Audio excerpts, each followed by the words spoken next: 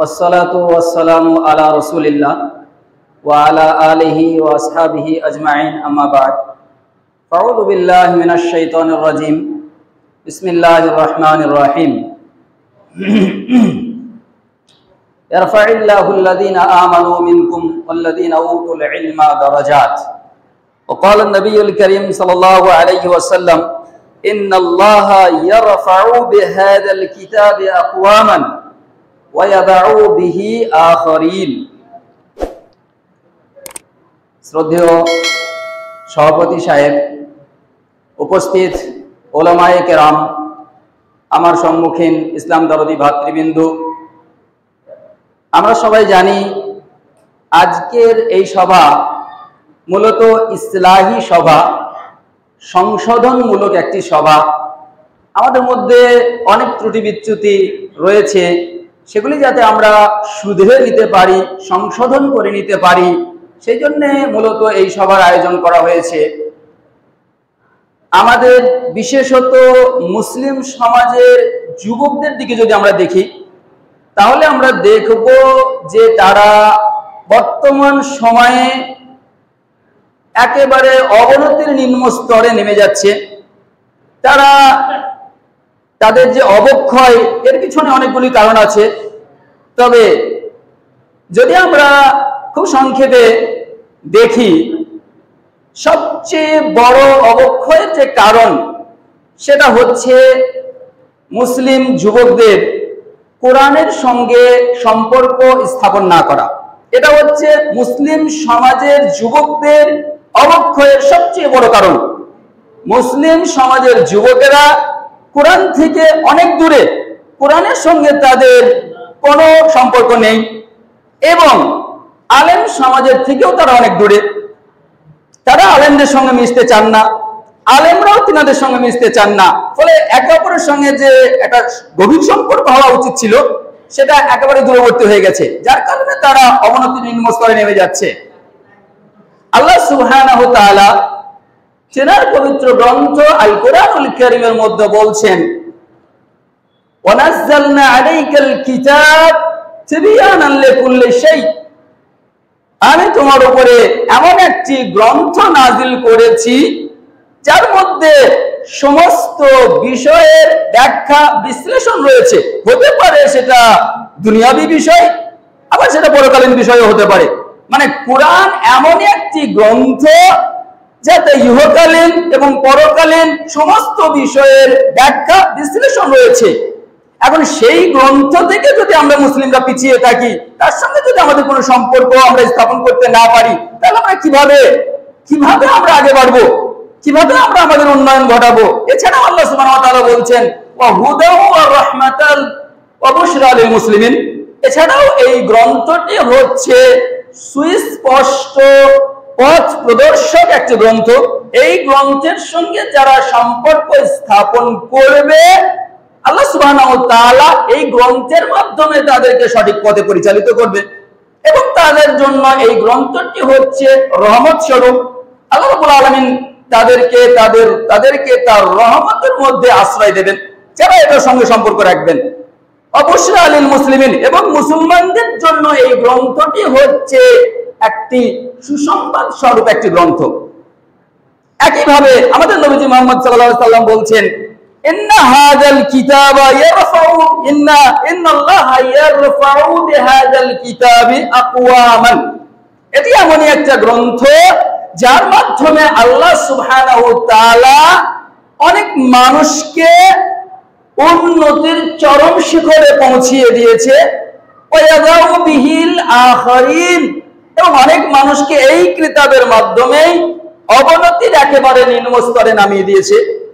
মানে যারা এই কিতাবকে মূল্যায়ন করেছে, এই কিতাবকে অধ্যয়ন করেছে, এই কিতাবকে পড়েছে, বুঝেছে, বিশ্লেষণ করেছে, গবেষণা করেছে, এর প্রতি আমল করেছে, আল্লাহ সুবহানাহু ওয়া তাআলা তাদেরকে চূড়ান্ত সফলতার পর্যায়ে পৌঁছিয়ে দিয়েছে। আর যারা এই কিতাবের অবমূল্যায়ন করেছে, যারা এটাকে গুরুত্ব দেয়নি, এটা বোঝার চেষ্টা করেনি, এটাকে নিয়ে কখনো গবেষণা করেনি, এটার প্রতি কোনোদিন আমল করেনি, আল্লাহ সুবহানাহু ওয়া তাআলা তাদেরকে আস্তে আস্তে অবনতির একেবারে নিম্ন স্তরে নামিয়ে দিয়েছেন। ঠিক এই জন্যই আমরা যদি আমাদের উন্নয়ন চাই, আমাদের বিশেষত যুব সম্প্রদায় যারা আজ বেকারত্বের জ্বালা ভোগ করছে, আজ দেখুন আমাদের মুসলিমদের মধ্যে প্রায় 70 থেকে 80% যুবক আছে যারা বেকার, যারা সমাজের প্রতিষ্ঠিত নয়, কোনো কাজ পাচ্ছে না, অনেক ডিগ্রি করেছে, MA BA অনেক কিছু করেছে, BSc বহুত কিছু করার পরেও তারা বেকারত্বের জ্বালা সহ্য করছে। আমি বলবো এর সবচেয়ে বড় কারণ তারা কোরআন থেকে বিচ্যুত। তারা কোরআনের সঙ্গে কোনো সম্পর্ক রাখে না। আল্লাহ সুবহানাহু ওয়া তাআলা বলছেন, ইয়ারফা'িল্লাহুল্লাযীনা আমানু মিনকুম ওয়াল্লাযীনা উতুল ইলমা দারাজাত। আল্লাহ বলছেন যারা ঈমান এনেছে, তোমাদের মধ্যে যারা ঈমান এনেছে এবং যাদেরকে ইলম দেওয়া হয়েছে, কোরআনী জ্ঞান দেওয়া হয়েছে, সহিহ হাদিসের জ্ঞান যাদেরকে দেওয়া হয়েছে, তাদের দরজাত, তাদের মর্তবা, তাদের মর্যাদাকে অনেক গুণ বর্ধিত করা হবে। এই মর্যাদাটা হতে পারে ইহকালে, হতে পারে পরকালে, আবার হতে পারে উভয় স্থানে। আল্লাহ সুবহানাহু ওয়া তাআলা ওই ব্যক্তিকে যে কুরআন এবং সহিহ হাদিসের জ্ঞান অর্জন করবে, তার মর্যাদাকে, তার সম্মানকে ইহকাল এবং পরকালে বহুগুণে বাড়িয়ে দেবেন। এই জন্য আমরা যদি আমাদের জীবনে কিছু করতে চাই, আমরা যদি আমাদের উন্নয়ন করতে চাই, তাহলে আমাদেরকে সর্বপ্রথম যে কাজটা করতে হবে সেটা হচ্ছে কোরআনের সঙ্গে আমাদের সম্পর্ক স্থাপন করতে হবে, আলেম উলামার সংস্পর্শে আসতে হবে। আলেম উলামাকে দেখে ভয়ে লুকিয়ে থাকলে হবে না, আলেম উলামাদের কাছে আসতে হবে, অজানা বিষয়গুলিকে জানতে হবে, কোরআন এবং হাদিসকে শিখতে হবে, তার প্রতি আমল করতে হবে, তাহলে আমরা আমাদের জীবনে উন্নয়ন করতে পারবো ইনশাআল্লাহ। পয়েন্ট নাম্বার 2, আজ যুব সমাজের অবক্ষয়ের 2 নম্বর কারণ হিসাবে যদি আমি একটা পয়েন্ট করি, তাহলে সেটা হবে যুবকদের জীবনে কোনো টার্গেট ফিক্সড না করে বেপরোয়া জীবনযাপন করা। আজকে আপনি মুসলিম সমাজের দিকে যদি লক্ষ্য করেন, তাহলে আপনি দেখতে পাবেন 90% যুবক তারা বেপরোয়া জীবনযাপন করছে। তাদের জীবনে কোনো উদ্দেশ্য নেই, তাদের জীবনে কোনো পরিকল্পনা নেই, তারা বেপরোয়া জীবনযাপন করছে। হওয়া উচিত ছিল জীবনে একটা টার্গেট ফিক্সড, যুবকদের জীবনে একটা টার্গেট ফিক্সড হওয়া উচিত ছিল। আর সেই টার্গেটটা কি হওয়া উচিত ছিল? যদি আমরা কোরআনের ভাষায় দেখি, তাহলে দেখব যে জীবনের মূল টার্গেটটা হওয়া উচিত ছিল জান্নাত লাভ। প্রত্যেকটা যুবকের জীবনে একটা টার্গেট হতে হতো, আর সেই টার্গেটটা হলো জান্নাত লাভ। আল্লাহ সুবহানাহু ওয়া তাআলা বলছেন, ফামান যুহযিহা আনিন নারি ওয়া উদখিলাল জান্নাতা ফাকাদ ফাজ। যে ব্যক্তি যাকে জাহান্নাম থেকে দূরে সরিয়ে নেওয়া হলো এবং জান্নাতে প্রবেশ করানো হলো, সেই হচ্ছে চূড়ান্ত সফল ব্যক্তি। এটা এমনই একটা সফলতা, যে সফলতা অর্জন করার পরে আর কখনো কোনো বিফলের গ্লানি আপনাকে সহ্য করতে হইবে না। আপনি যখন এই সফলতা অর্জন করে নেবেন, তখন কোন রকমের অসফলতা আপনাকে স্পর্শ করতে পারবে না। আর এই টার্গেটে পৌঁছানোর জন্য যেটা আমাদেরকে করতে হবে, সেটা হচ্ছে সময়ের মূল্যায়ন করতে হবে। আপনি আপনার টার্গেটে যে পৌঁছাবেন, এই টার্গেটে পৌঁছানোর জন্য আপনাকে সময়ের মূল্যায়ন করতে হবে এবং সেই টার্গেট অনুযায়ী আপনাকে পরিকল্পনা করতে হবে। আল্লাহ রাসূল সাল্লাল্লাহু আলাইহি ওয়াসাল্লাম বলছেন, ইগতানিম খামসান ক্বাবলা খামসিন, ইগতানিম খামসান ক্বাবলা খামসিন। 5টা জিনিস আসার পূর্বে তোমরা 5টা জিনিসের কদর করতে শেখো। 5টা জিনিস আসার পূর্বে তোমরা 5টা জিনিসের মূল্যায়ন করতে শেখো, তাহলে তোমরা তোমাদের জীবনে সফলতা অর্জন করতে পারবে। নাম্বার 1, শাবাবাকা ক্বাবলা হারামিকা। যৌবন কালটার কদর করো, যৌবন কালটাকে মূল্যায়ন করো বার্ধক্য এসে যাওয়ার পূর্বে। যদি যৌবন কাল থেকে অবহেলায় কাটিয়ে দাও, যৌবন কাল থেকে যদি আল্লাহকে চিনতে না পারো, জৈবন কালটাই যদি তোমার হেলাই কেটে যায়, রং তামাশাই কেটে যায়, বার্ধক্যে তুমি যতই উপাসনা করো তাতে কাজে আসবে না। এই জন্যে আমাদেরকে জৈবন কালটা মূল্যায়ন করতে হবে। নাম্বার 2, সিহহাতাকা ক্বাবলা সাকামিকা। তুমি যখন সুস্থ আছো তখন তুমি সেই সময়টাকে মূল্যায়ন করো, কদর করতে শেখো অসুস্থতা এসে যাওয়ার পূর্বে। কারণ অসুস্থ হয়ে গেলে তখন তুমি আর সেই কাজটা করতে পারবে না যে কাজটা তুমি সুস্থ থাকলে করতে পারতে। মনে করুন আপনি সুস্থ আছেন, এখন আপনি মসজিদে আসতে পারবেন, নামাজ পড়তে পারবেন, কিন্তু যদি আপনি এখনই অসুস্থ হয়ে যান, উঠতে পারছেন না, বিছানায় শুয়ে আছেন, তখন আপনি চাইলেও মসজিদে আসতে পারবেন না, ইবাদত করতে পারবেন না। এই জন্য সুস্থ থাকাকালীন অবস্থাটাকে মূল্যায়ন করতে হবে অসুস্থ হওয়ার পূর্বে। নাম্বার 3, ওয়াখিনাকা ক্বাবলা ফাকরিকা। আপনাকে আল্লাহ সুবহানাহু ওয়া তাআলা যখন সচ্ছল রেখেছে, এই সচ্ছল অবস্থাটার কদর করুন, এই সচ্ছল অবস্থাটার মূল্যায়ন করুন আপনারা গরিবি ফকিরি এসে যাওয়ার পূর্বে। কারণ মানুষ চিরজীবন সচ্ছলতায় থাকে না। যখন আল্লাহ চায় সচ্ছল থাকে, আল্লাহ চাইলে একজন সচ্ছল ব্যক্তিকে ফকির করতে পারে, গরিব করতে পারে, অসহায় করে দিতে পারে, আবার একজন অসহায়কে সচ্ছল করে দিতে পারে। এই জন্য আল্লাহ নবী বলছেন যে যখন তোমার সচ্ছলতা আছে সেই সময়টা তুমি কদর করো, মূল্যায়ন করো অসচ্ছলতা এসে যাওয়ার পূর্বে, গরিবি এসে যাওয়ার পূর্বে। অফারাগাকা ক্বাবলা শুগলিকা। এবং ফুরসাতের যে সময়, অবসর যে সময়, এই সময়টার কদর করতে হবে, মূল্যায়ন করতে হবে অনেক বেশি ব্যস্ততা এসে যাওয়ার পূর্বে। মানুষ সব সময় কিন্তু অবসরে থাকতে পারে না। মানুষ এক সময় অবসর সময়ে থাকে, আবার দেখা যায় তার বিভিন্ন কাজের মধ্যে সে বিভিন্ন ব্যস্ততার মধ্যে ফেসে যায়। আমাদের নবীজি বলছেন যদি তুমি তোমার উন্নয়ন করতে চাও, যদি তুমি সফলতা অর্জন করতে চাও, যখন তোমার ফুরসাতের সময় আছে, যখন তোমার অবসর আছে, ওই অবসর সময়টাকে তুমি কাজে লাগাও, অবসর সময়টা তুমি কদর করো, মূল্যায়ন করো, তাহলে তুমি সফলতা অর্জন করতে পারবে। ও হায়াতাকা ক্বাবলা মাউতিকা। মৃত্যু এসে যাওয়ার পূর্বে তোমার যে হায়াত, তোমার যে সময় আল্লাহ দিয়েছে, এই সময়টা তুমি কদর করো। কারণ মানুষ মারা যাওয়ার পরে অনেক কিছুই বলবে, আল্লাহর কাছে রিকোয়েস্ট করবে, হে আল্লাহ তুমি আমাকে আরেকটিবারের জন্য পৃথিবীর বুকে পাঠিয়ে দাও, এবারে গিয়ে আমি তোমার ইবাদত উপাসনা করে সব লোকেদের সঙ্গে হয়ে ফিরে আসবো। কিন্তু সেই সুযোগটা দেওয়া হবে না। অতএব এখন আমাদের কাছে সময় আছে, সেই আফসোস যাতে না করতে হয়, আল্লাহর কাছে গিয়ে যাতে আমাদেরকে রিকোয়েস্ট না করতে হয়, তার জন্য এই সময় এখনই আমাদেরকে আমাদের জীবনটাকে মূল্যায়ন করতে হবে। আল্লাহ কেন আমাদেরকে পৃথিবীতে পাঠিয়েছেন সেটা নিয়ে আমাদের ভাবতে শিখতে হবে, তারপরে আমরা গিয়ে সফলতা অর্জন করতে পারবো। বর্তমান সময়ে যদি আমরা দেখি তাহলে দেখব যে যুবকেরা মোবাইলের যে ব্যবহার 90% অপব্যবহার হচ্ছে।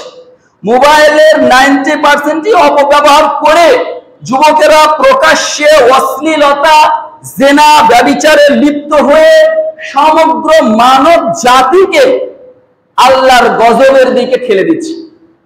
সমগ্র মানব জাতি, মুসলিম যুবকেরা এই অন্যায়টা করছে, তারা মোবাইলের অপব্যবহার করছে, প্রকাশ্যে অশ্লীলতা করছে, জেনা ব্যভিচারে লিপ্ত হচ্ছে। ফলে শুধু তারাই যে আল্লাহর গজবের শিকার হচ্ছে বিষয়টা কিন্তু তা না। এই মুসলিমে কিন্তু যুবকের কারণে সমগ্র মানব জাতিকেই তারা আল্লাহর গজবের শিকার করে দিচ্ছে। কিভাবে? আমাদের নবীজি বলছেন ওয়ালাম তাযহারিল ফাহিশাতু ফি কওমিন কাত্তু হাত্তা ইউলিনু বিহা ইল্লা ফাশা ফীহুমুত তাউন ওয়াল আওজাউ। যখনই কোন জাতি অশ্লীলতা, প্রকাশ্যে অশ্লীলতা করবে, নির্লজ্জতা, বেহায়াপনার কাজগুলি তারা প্রকাশ্যে করবে, তখন তাদের মাঝে এমন ব্যাধি নামিয়ে দেওয়া হবে যে ব্যাধির কোনো ট্রিটমেন্ট হবে না, কোনো এলাজ মুআলাজা হবে না, কোনো ঔষধ হবে না, কোনো চিকিৎসাই হবে না। এইরকম ব্যাধি তাদের মাঝে নামিয়ে দেওয়া হবে। আর আজকে যদি আমরা দেখি তাহলে মোবাইলে এমন কোন জঘন্য, এমন কোন নোংরামি বাকি নাই যা মোবাইলে পাওয়া যায় না। এবং বেশিরভাগ ক্ষেত্রেই যুব সম্প্রদায় এর মধ্যেই ফেসে আছে।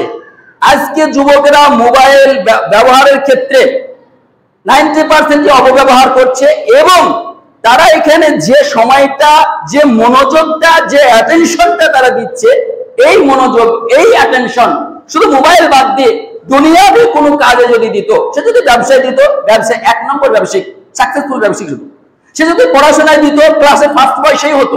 ঠিক মোবাইলে যে অ্যাটেনশনটা দেয় যুবকেরা, ওই অ্যাটেনশনটা সে যদি পড়াশোনায় দিত, সে 1 নম্বরই হতো। সে যদি তার ব্যবসায় দিত, সে 1 নম্বর ব্যবসায়িক হতো। যে কোনো কাজে ওই অ্যাটেনশনটা যদি দিতে পারতো যুবকেরা, তাহলে সে সেই কাজে ফুললি সাকসেসফুল হয়ে যেত। কিন্তু দুর্ভাগ্যের বিষয়, সেই অ্যাটেনশন, সেই মনোযোগটা তারা অন্য কাজে দেয় না, যে অ্যাটেনশন, যে মনোযোগটা তারা মোবাইলের অপব্যবহার করার ক্ষেত্রে দেয়। এছাড়াও আমাদের নবীজি বলছেন, লা ইয়াকুনান্না ফি হাদিহিল উম্মতি খাসফুন ওয়া কাসফুন ওয়া মাসকুন ওয়া যালিকা ইযা শারিবুল খুমুর ওয়াত্তাখিদুল কায়নাত ওয়া দারাবু বিল মাআসিফ। আমাদের নবীজি বলছেন, এই উম্মতের উপরে 3টে ভয়াবহ শাস্তি আসবে পৃথিবীতে, জীবদ্দশায়। এই পৃথিবীতে আল্লাহ সুবহানাহু ওয়া তাআলা পরকালে শাস্তি রেখেছেন, কিন্তু আমাদের নবীজি বলছেন মানুষ জীবদ্দশাতেই থাকবে, বেঁচেই থাকবে, তাদের উপরে 3টে ভয়াবহ শাস্তি নেমে আসবে। কি কি শাস্তি সেগুলি? নাম্বার 1 হচ্ছে হাসফুন। মানুষ এক জায়গায় একসঙ্গে অনেক মানুষ বসে আছে, হঠাৎ করে জমিকে ধসিয়ে দিয়ে তাদেরকে জমির নিচে দাফন করে দেওয়া হবে, সকলে শেষ হয়ে যাবে। অনেক মানুষ ঘুমন্ত অবস্থায় আছে, হঠাৎ করে আল্লাহ সুবহানাহু ওয়া তাআলা ভূমিকম্প দিল, সমস্ত বিল্ডিং তাদের উপরে পড়ে তারা সকলে শেষ হয়ে গেল। এটা ঘটছে, এটা কিন্তু ঘটছে। এই গজবটা, এই আযাবটা অলরেডি আমরা বিভিন্ন জায়গায় দেখতে পাচ্ছি, লক্ষ্য করছি আমরা। 2 নম্বর কাযফুন। কাযফুনের 2টো অর্থ হয়। একটা হচ্ছে অত্যাচারী জালিম বাদশাকে আমাদের উপরে নিক্ষেপ করা হবে, নিয়োজিত করা হবে, তারা জুলুম করবে, অন্যায় করবে, অত্যাচার করবে, আর মুখ বুজে সহ্য করা ছাড়া কোনো উপায় থাকবে না, কোনো প্রতিবাদ প্রতিহত করতে পারা যাবে না, যেটা আমরা এখনই দেখছি। আরেকটা অর্থ হচ্ছে আকাশ থেকে আল্লাহর গজব নেমে আসা, যেমন আন্ধি, তুফান, অগ্নিঝড়, শিলাবৃষ্টি, এইগুলি এসে মাঠের যত ফসল আছে সব একেবারে সমূলে শেষ করে দিয়ে যাবে। এগুলিও ঘটছে। তো এই ধরনের গজব আসবে। আর 3 নম্বরটা হচ্ছে মাসখুন, আকার আকৃতির বিবর্তন ঘটিয়ে দেবে। একটা যুবক সারা রাত ধরে গান শুনেছে, বাজনা বাজিয়েছে, তারপরে গভীর রাত্রিবেলা সে মানুষ রূপে শুয়েছে, যখন ওদিকে আবার রাত সকালে উঠছে, সকালে তো উঠবে না, দুপুরে উঠছে, যেহেতু গভীর রাত্রিতে শুয়েছে গান বাজনা বাজিয়ে, দুপুরে যখন উঠছে তখন দেখা যাবে তার মাথা থেকে এই দিকটা, উপরের দিকটা গাধা হয়ে গেছে, বা শুকুর হয়ে গেছে, বা কুকুর হয়ে গেছে, আর নিচের দিকটা মানুষ রূপে আছে। এটা আল্লাহর রাসূলের ভবিষ্যৎবাণী। আল্লাহর রাসূল বলছেন লা ইয়াকুনান্না, 2টো তাকিদ, লাম তাকিদ আবার নুন তাকিদ, মানে আল্লাহর রাসূল এভাবে বলছেন যে আমার উম্মতের উপরে এই শাস্তিগুলি আসবেই আসবে। কখন আসবে? কি পাপ করলে আসবে? আল্লাহর রাসূলের ভাষায় শুনুন। আল্লাহর রাসূল বলছেন ওয়া যালিকা ইযা শারিবুল খুমুর ওয়াত্তাখিদুল কায়নাত ওয়া দারাবু বিল মাআসিফ। এই ভয়াবহ শাস্তিগুলি আমার উম্মতের উপরে তখনই আসবে যখন উম্মতের অধিকাংশ মানুষ মাদকদ্রব্য সেবন করবে। মাদকদ্রব্য মানে বিড়ি, সিগারেট, তাম্বাকু, গুল, জর্দা, আল্লাহু আকবার, কত নাম আছে আমি জানি না। এই সমস্তর পিছনে যখন পড়ে যাবে, উম্মতের অধিকাংশ মানুষ যখন এগুলিকে পান করবে, তখন তাদের উপরে এই ধরনের গজব আসবে। একটা পাপের কথা বললাম। 2 নম্বর পাপ ওয়াযালিকা ইযা শারিবুল খুমুর ওয়াত্তাখিদুল কায়নাত। 2 নম্বর পাপ হচ্ছে মানুষ যখন, উম্মতের অধিকাংশ মানুষ যখন নায়িকা এবং গায়িকাদের নিয়ে উন্মাদনায় থাকবে। একটা সময় ছিল যখন এই নায়িকা গায়িকাদের দেখতে হলে সিনেমার হলে যেতে হতো।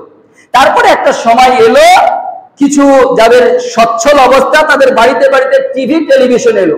আর আজকের দিনে এখন বর্তমানে একজন রিকশা চালক, একজন ভিক্ষুক ভিক্ষা করে খায়, তার পকেটেও আপনি দেখুন অ্যান্ড্রয়েড সেট, সেও আজকে নায়িকা গায়িকাদের নিয়ে আছে। কি যুবক, কি বুড়ো, কি ছেলে আর কি মেয়ে, প্রত্যেকেই কিন্তু গায়িকা নায়িকার পিছনে সময় অপচয় করছে। আর এই কথাটাই নবীজি বলেছেন যে আমার উম্মতের অধিকাংশ মানুষ যখন গায়িকা নায়িকাদের নিয়ে উন্মাদনায় থাকবে, তখন তাদের উপরে এই ধরনের ভয়াবহ শাস্তি নামিয়ে দেওয়া হবে। আর 3 নম্বর পাপ যার কারণে এই ধরনের শাস্তি আসবে, সেটা হচ্ছে মাআজিফ, বাদ্যযন্ত্র। এটা আপনারা বুঝতে পারবেন যদি আপনি লক্ষ্য করেন 1 জানুয়ারি নিউ ইয়ার্স যখন হয়, 1 জানুয়ারিতে আপনি যখন বাজনার শুধু ভ্যারাইটি দেখুন, বাজনার ভ্যারাইটি, কত রকমের বাজনা, আপনি রাস্তা দিয়ে হেঁটে গেলে মনে হয় বুক ভেঙে যাচ্ছে, এত জোরে এত স্পিডে আওয়াজ দেয় বাজনার বাদ্যযন্ত্রের। তো আল্লাহ রাসূল বলছেন ওই বাদ্যযন্ত্র বাজিয়ে গভীর রাত্রিতে সে যখন মানুষ রূপে শুয়ে পড়বে, তারপরে যখন সে আবার ঘুম থেকে উঠবে, এই যে গান বাজনা বাদ্যযন্ত্র নিয়ে উন্মাদনায় ছিল, ঘুম থেকে যখন উঠবে তখন দেখা যাবে তার আকার আকৃতির বিবর্তন ঘটে গেছে, তার অর্ধেকটা অংশ মানব রূপে আছে, অর্ধেকটা অংশ পশুতে পরিণত হয়ে গেছে। এই ধরনের গজবগুলি এই পাপের কারণে কিন্তু পৃথিবীর বুকে আসবে। আল্লাহর কাছে দোয়া করি আল্লাহ যেন আমাদেরকে এই ধরনের পাপগুলি থেকে বেঁচে থাকার তৌফিক দান করুন। ওকে, 3 নম্বর পয়েন্ট, আমার সময় শেষ হয়ে গেছে, মৌলানা সাহেব আসা অবধি কয়েকটি কথা বলি।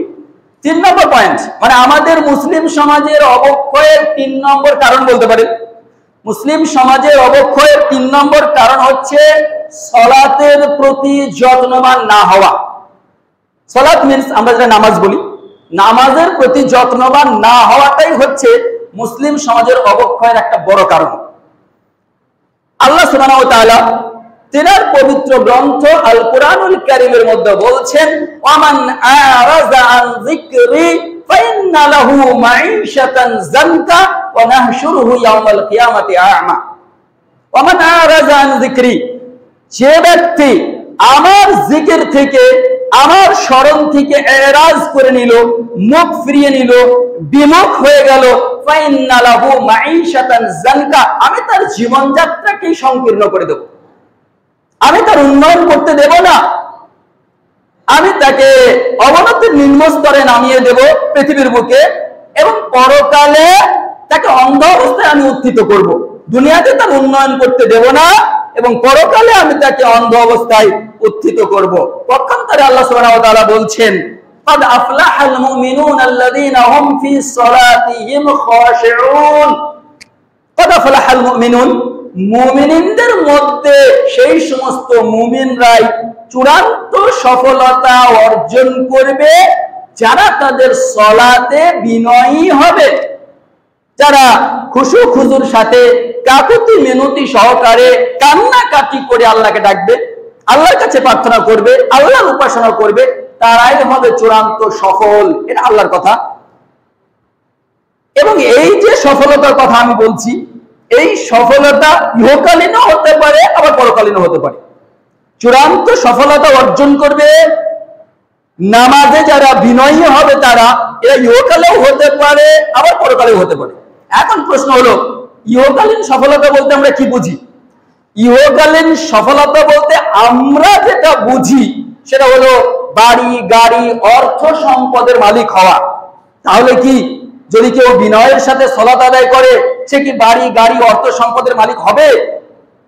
আমি যদি নবীজির ভাষায় দেখি তাহলে নবী করিম সাল্লাল্লাহু আলাইহি সাল্লাম বলছেন হাদিসে কুদসি, সরাসরি আল্লাহ সুবহানাহু ওয়া তাআলা বলছেন, ইয়া ইবনে আদম, হে আদম সন্তান, লাউ আতাইতানি শাইআন লা আমলাউ ইয়াদাকা গিনান, হে আদম সন্তান, তোমরা যদি আমার জন্য একটু সময় বার করো, আর তোমরা যে যে কাজে ব্যস্ত আছো সেই কাজের ব্যস্ততা ছেড়ে যখন আজান হবে সময় মতো যদি নামাজ আদায় করতে পারো, লামলাউ ইয়াদাকা গিনান, আমি তোমাদের হাত দুটোকে অর্থ সম্পদ দিয়ে ভরে দেব।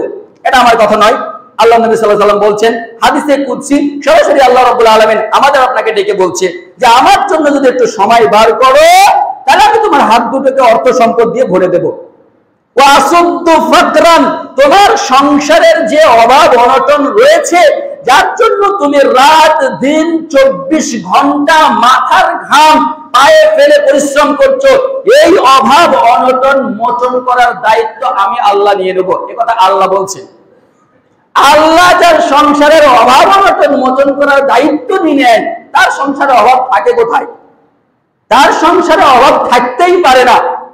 পক্ষান্তরে আল্লাহ সুবহানাহু ওয়া তাআলা বলছেন, ওয়াইল্লাম তাফআল, যদি তোমরা এটা না করো, মানে আযান হয়ে গেছে, তুমি কাজেই ব্যস্ত আছো, তুমি চাষের কাজে ব্যস্ত আছো, তুমি ব্যবসার কাজে ব্যস্ত আছো, তুমি তোমার চেম্বার নিয়ে ব্যস্ত আছো, তুমি তোমার স্কুল কলেজ ইউনিভার্সিটি নিয়ে ব্যস্ত আছো, তুমি নামাজে এলে না, আল্লাহ বলছেন লামলাউ ইয়াদাকা শুগলান, আমি তোমার হাত দুটোকে ব্যস্ততা দিয়ে ভরে দেব।